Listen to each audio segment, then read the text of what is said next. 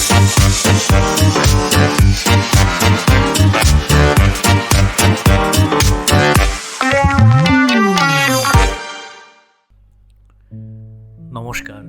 আপনাদের সকলকে ত্রিপুরা রহস্য ইউটিউব চ্যানেলে স্বাগত জানাই। আজকের গল্পটি লিখেছেন সৌভিক দাস। শুরু হচ্ছে অনুবাদে তনুবদল।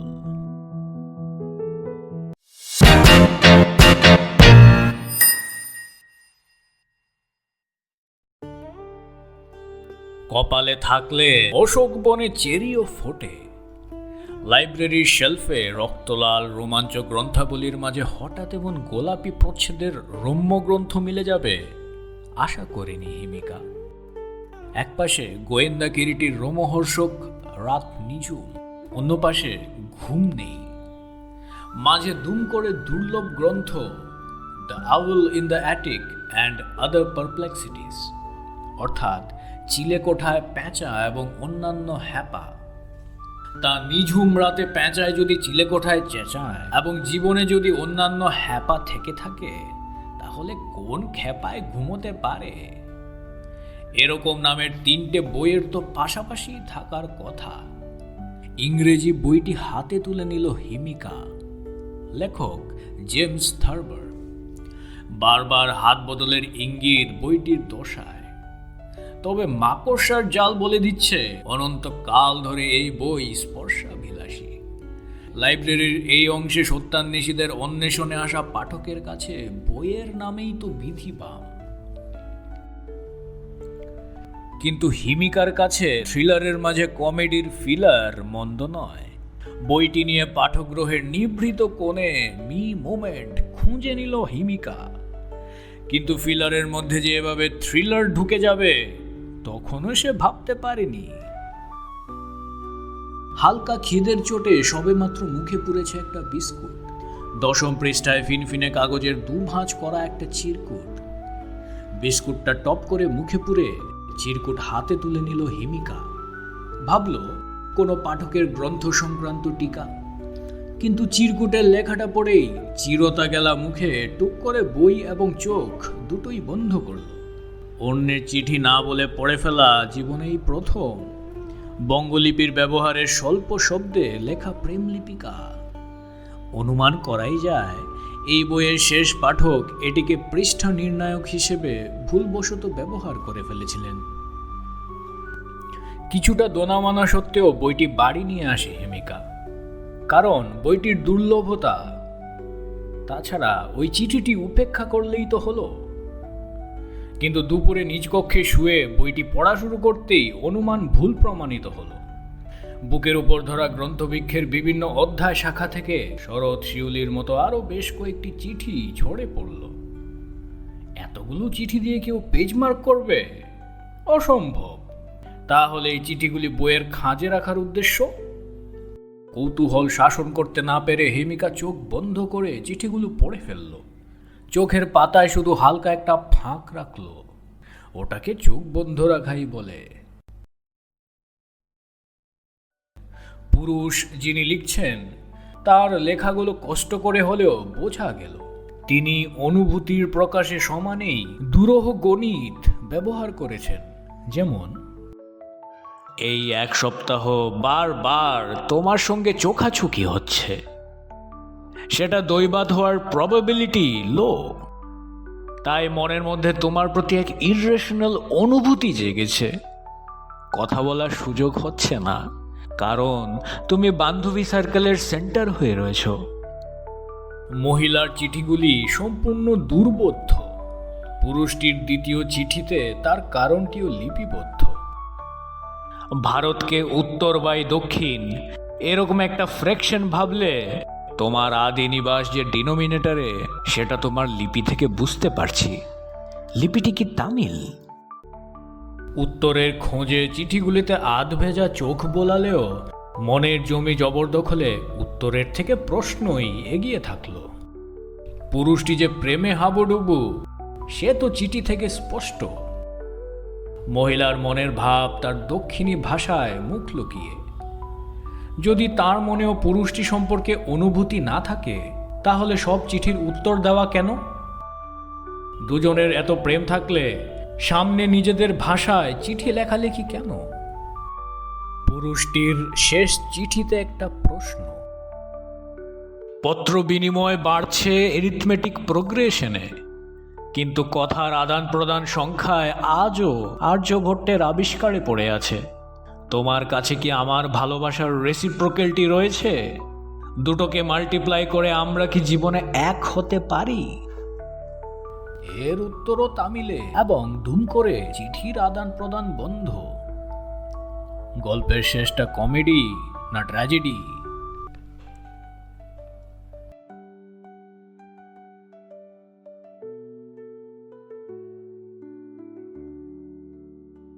কি হলো, চা খাচ্ছ না যে? জুতোর শুকতলা ধোয়া জলের মতো খেতে হয়েছে বুঝি? আমার স্ত্রী বেঁচে থাকলে চায়ের স্বাদ জব্বর হতো। খুব তাড়াতাড়ি চলে গেল অনামিকা। ছেলে মেয়েও বিদেশে। বহু দিন আমি একলা মানুষ, কাজ চালানোর মতো চা বানাই। নুন মরিচ চুলের জয়দীপ বললেন হিমিকাকে। হিমিকা একবার জয়দীপ বাবুর পিছনের দেওয়ালে তাকালো। দেওয়াল জুড়ে ওর স্ত্রীর যুবতী বয়সের ফটোগ্রাফ। সাদা কালো ছবিতে দুষ্টু চোখের রঙিন ঝিলিক। মাঝ হাসিতে ক্যামেরা বন্দী হয়েছেন তিনি, কিন্তু ফটোগ্রাফারের অনুরোধ রক্ষার হাসি নয়, স্বতঃস্ফূর্ত। কুঁচকে যাওয়া চোখের কোণগুলো ভীষণভাবে জীবন্ত, যেন বলতে চাইছে জীবনের মান কি আর বছরে বিচার হয়, হাসির সংখ্যায় হয়। স্যার, জুতোর শুকতলা ধোয়া চা খাওয়ার সৌভাগ্য হয়নি আমার, কিন্তু আপনার তৈরি চা মন্দ নয়। তবে আবার কষ্ট করে চা বানাতে গেলেন। তুমি এত বড় একটা স্মৃতির ঝাঁপি ফেরত দিলে আমায়, একটু চাও অফার করব না? আমার স্ত্রী থাকলে চায়ের সঙ্গে টাও জুটত। She loved cooking. মানে আপনার প্রাক্তন প্রেমিকার চিঠি এনেছি দেখেও আমাকে ভালো মন্দ খাওয়াতে? ওহো, এটা খেয়াল ছিল না। ভালো মন্দের বদলে তাহলে গালমন্দের চান্সই বেশি ছিল। আমার বউ আবার কমল হাসানের প্রায় সবকটা সিনেমাই দেখেছে, কিন্তু একটা মনের কথা বলবো, ও গালমন্দ করতো না। She was a gentle soul with modern outlook. এইসব ঈর্ষা টির্ষার অনেক ঊর্ধ্বে। আচ্ছা, একটা ব্যাপার বলো তো, তুমি হঠাৎ আমার ব্যক্তিগত ব্যাপারে এত উৎসাহী কেন? জয়দীপ বাবুর প্রশ্নে কিছুটা অস্বস্তিতে পড়ল হিমিকা। কৌতূহলের তাড়নায় লাইব্রেরি ফিরে গিয়েছিল সে। নিজের সাংবাদিক পরিচয়পত্র দেখিয়ে লাইব্রেরিয়ানকে জিজ্ঞেস করেছিল, একটা সময় এক মহিলা ও এক পুরুষ পর্যায়ক্রমে বইটি পড়তে নিয়েছিলেন, তাদের নামগুলো জানাবেন? লাইব্রেরির বিগত 50 বছরের তথ্য এখন ডিজিটাল মাধ্যমে ঢুকে পড়েছে, তাই কিবোর্ডের কয়েকটি মাত্র খটখট শব্দ সময় সরণি ধরে অনেকটা পিছনে গিয়ে নাম ঠিকানা তুলে আনলো মুহূর্তেই। সেই ঠিকানা ধরেই জয়দীপ বাবুর বাড়ি পৌঁছে গেছে সে। জানতো মোক্ষম প্রশ্নটি ধেয়ে আসবেই, তবু বিব্রত হলো। ওই যে বললাম, নিউজ পেপারে জাতীয় বিপর্যয়ের খবরগুলো কভার করতে করতে। আমাদের চিঠিগুলো জাতীয় বিপর্যয়ের কি আছে? না, মানে বলতে চাইছি, জার্নালিজম করতে করতে আমি জাত কৌতূহলী, বজ্জাত বলতে পারেন। লাইব্রেরির বই থেকে রোজ রোজ তো আর এরকম পত্রাবলী ঝরে পড়ে না। অবশ্য আপনি এ ব্যাপারে কিছু বলতে না চাইলে। ও নো, শুট। আপনার সঙ্গে পুষ্পাভল্লী দেবীর কথাবার্তাও কি একজন বাংলায় একজন তামিলে? ধুর, কথাই হলো না তালে গোলে। ইউনিভার্সিটির ইতিহাস বিভাগে স্টুডেন্ট এক্সচেঞ্জ প্রোগ্রামে এসেছিল 1 মাসের জন্য। চেন্নাইয়ের Saint Francis college for women এর ছাত্রী। আমি গণিতের ছাত্র। লাইব্রেরিতে অগণিত বার চোখাচোখি হতেই মনে হলো হৃদয় এমন কিছু দেখতে পাচ্ছে যেটা চোখে ধরা দিচ্ছে না। সামনে আমাদের কলেজের মেয়েগুলোর সঙ্গে সেটে থাকতো, কাছে ঘেঁষার চান্সই পাচ্ছিলাম না। লাইব্রেরি থেকে বেরিয়েই একটা গাড়িতে উঠে হোস্টেলে ফিরে যেত। 1 সপ্তাহের মাথায় লাইব্রেরিয়ানের হাত থেকে যখন বইটা সংগ্রহ করছিল, তখন দেখলাম কাউন্টারে একা। সাহস করে এগিয়ে গিয়ে একটা পাতায় চিঠিটা গুঁজেই আমি পালিয়েছি। তখনও তো জানি না দুজনের ভাষায় অমিল। এতদিন দূরে বসে ওদের ফিসফিসি শুনেছি। উনি উত্তরই বা দিলেন কেন, তাও নিজের ভাষায়? আমার বন্ধু কার্তিকেন চিঠিগুলো অনুবাদ করে দিত। কোনো চিঠিতেই জানায়নি ইংরেজিতে লিখতো না কেন। আপনি তো আশ্চর্য লোক মশাই, আপনি বাংলায় লিখতেন কেন? কলেজে আমার ইংরেজি ছিল দুর্বল, বাংলা মিডিয়ামে পড়েছি। মেসির হাতে ব্যাট ধরিয়ে বুমরার সামনে দাঁড় করিয়ে দেওয়া আর আমাকে ইংরেজিতে প্রেমপত্র লিখতে বলা তখন একই ব্যাপার। 3 নম্বর চিঠিটা থেকে ব্যাপারটা একটা মজাও পেয়ে গেলাম। নিজের স্বচ্ছন্দের ভাষাতেই লেখালেখি চলতে থাকুক। বুঝলাম ও কোনো বান্ধবীকে দিয়ে আমার বাংলা ট্রান্সলেট করাচ্ছে। বারবার উত্তর দিচ্ছে দেখে ধরেই নিলাম প্রেমটা দুতরফা। উনি বান্ধবীকে দিয়ে অনুবাদ করাচ্ছিলেন না বন্ধুকে দিয়ে? সেটা তো খোঁজ নেইনি। প্রেম কিন্তু দুতরফাই ছিল। শেষ চিঠিতে তো উনি আপনার প্রস্তাবে রাজি হয়ে গেলেন, তারপরে বলছেন কথা হয়নি কোনোদিন। দাঁড়াও দাঁড়াও, কি বলছো তুমি? ও তো আমার শেষ প্রশ্নের উত্তরই দিল না। পুষ্পাভল্লী দেবীর শেষ চিঠিটা জয়দীপ বাবুর দিকে এগিয়ে দিল হিমিকা। বলল, এতে লেখা আছে, ইন্নুম উরুমানি নেরাত্তিল অনিল আনান ক্যান্টিন ইলাশান্নি কালম। অর্থাৎ 1 ঘন্টার মধ্যে আমরা অনিলদার ক্যান্টিনে দেখা করতে পারি। জয়দীপ বাবু চিরকুটে চোখ বোলালেন, আজও ভাষা বুঝলেন না। তুমি শিওর এতে এটাই লেখা? হ্যাঁ, কার্টেসি গুগলের ইমেজ ট্রান্সলেটর। কিন্তু এই চিরকুট তুমি পেলে কোথায়? অন্যান্য বার বইটা কাউন্টারে জমা দিতে যাওয়ার পথে আমার রিডিং টেবিলের পাশ দিয়ে যেত। প্রচ্ছদে 2 বার নখ দিয়ে টরে টক্কা করে মেসেজ পাঠাতো। আমি পড়ি মরি করে ওর পেছনে গিয়ে দাঁড়িয়ে পড়তাম আর বইটা আমার নামে ইস্যু করে নিতাম। সেদিন নো টরে টক্কা, শুধু হেসে চোখের দুটো পাতা বন্ধ করলো। ব্যাস, হাত পা কেমন অবশ হয়ে গেল। কাউন্টারে পৌঁছতে দেরি হলো। আমার টার্ন আসতে লাইব্রেরিয়ান ছোকরা বলল, বইটি একজন নিয়ে নিয়েছে। কে নিয়েছে নাম বলল না। তর্কাতর্কি করেও লাভ হলো না। টেবিলে ব্যাগ ট্যাগ ফেলে ছুট লাগালাম। পুরো ক্যাম্পাস জুড়ে খুঁজলাম। ভোজবাজির মতো হাওয়ায় মিলিয়ে গেছে পুষ্পাভল্লী। পরে জেনেছি সেদিন ছিল আমাদের কলেজে ওদের শেষ দিন। বিকেলের ট্রেনে চেন্নাই রওনা হয়ে গেছিল। পরে হিস্ট্রি বিভাগে খোঁজ করেননি? ফোন নাম্বার, ঠিকানা? না, প্রচন্ড অভিমান হয়েছিল। অনিলদার ক্যান্টিনে একলা অপেক্ষা করতে করতে ওরও নিশ্চয়ই খুব অভিমান হয়েছিল। বইটার খোঁজ করেছিলেন পরে? করেছিলাম। ছোকরা বলল যে নিয়েছিল সে আহাম্মক বই হারিয়ে ফেলে ফাইন জমা দিয়েছে। পুষ্পাভল্লী চলে যাওয়ার পর কিছুদিন খুব মন খারাপ ছিল। তারপর পরীক্ষার চাপ, চাকরি পাওয়া, মধ্যবিত্ত পরিবারে মা বাবার আবদারে কলেজেরই একটি মেয়েকে বিয়ে করে ফেলা, সবই ললাট লিখন।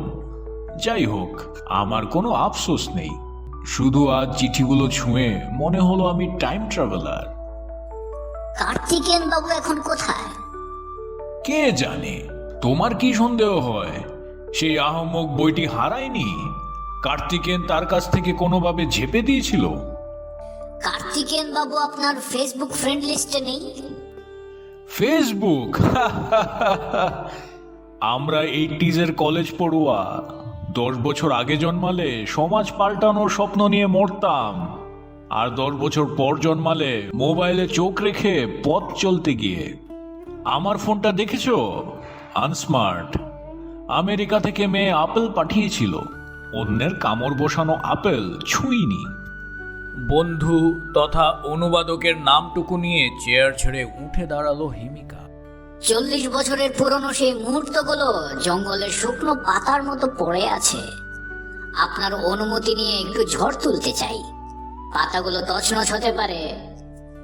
Go ahead. পুরনো কাসুন্দির ঝাঁঝ মন্দ লাগছে না। দরজার কাছে গিয়ে হঠাৎ ঘুরে দাঁড়ালো হিমিকা।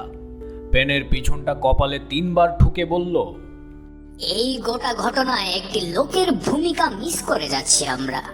ওয়াজ এ মিউট স্পেক্টেটর। কে সে? হিমিকা হাসল, কোনো উত্তর দিল না। একটা সন্দেহ তার হয়েছে, কিন্তু তার আগে একবার পুষ্পা ভল্লির সঙ্গে কথা হওয়া দরকার, না হলে কার্তিকেন সম্বন্ধে জানা যাবে না।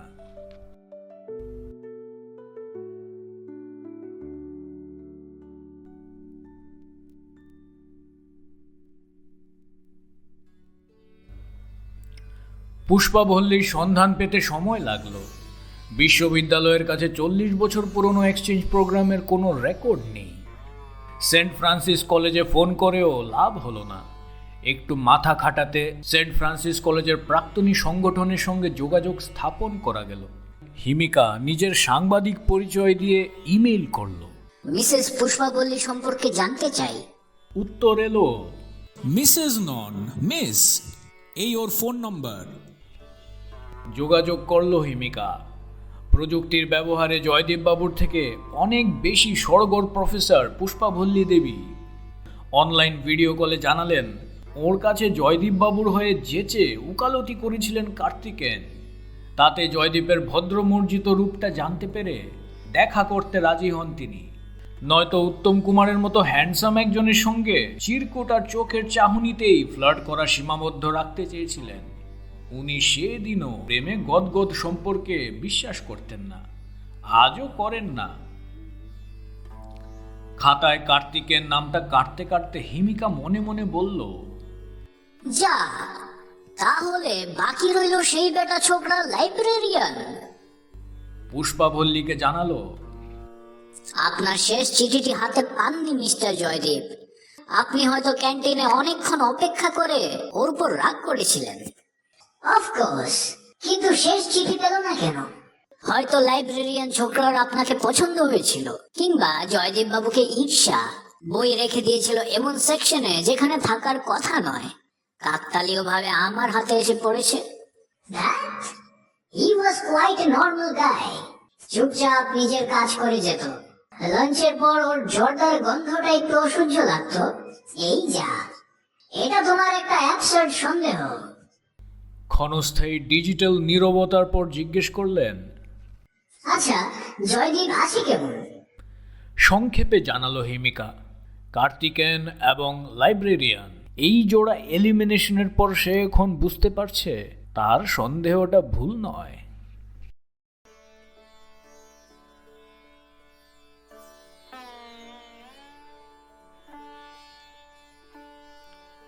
যা, তোমার এই গোয়েন্দা মার্কা অভিযান ব্যর্থ গেল। অস্থানে বই রাখাটা রহস্যই রয়ে গেল। আপনি সেদিন বললেন না, এক আহাম্মকের আপনাদের মেসেঞ্জার বইটি হারিয়ে ফেলা, পুষ্পবল্লীর চলে যাওয়া, তারপর চাকরি পেয়ে মা বাবার আবদারে কলেজেরই একটি মেয়েকে বিয়ে করে ফেলা, সবই লালট লিখন।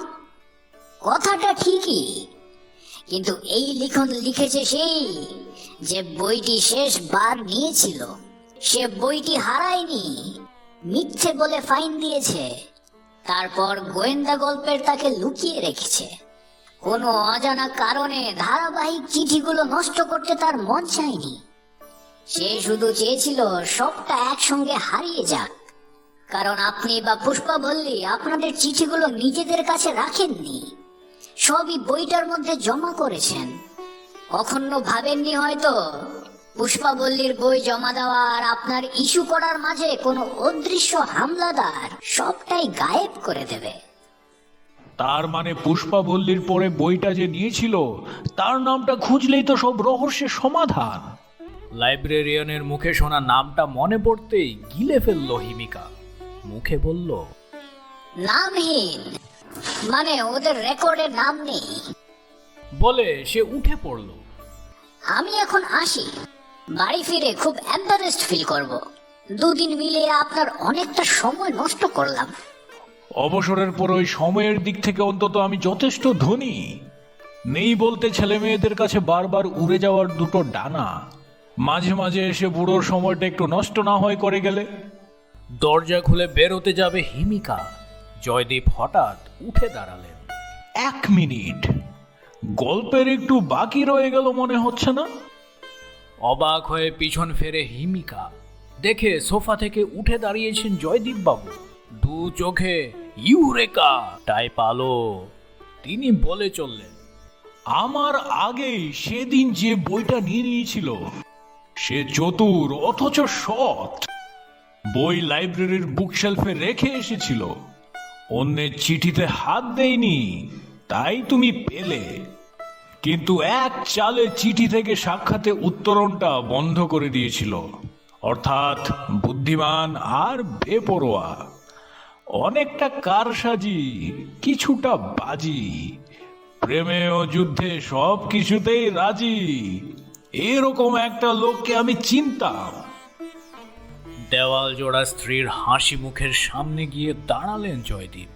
ও হো হো, হোয়াট আ গেম! তুমি বললে না নামহীন? ব্রাভো ব্রাভো অনামিকা, ব্রাভো! হিমিকার মনে হলো অনামিকার হাসিতে আজ হাজার দুষ্টুমির হ্যালোজেন।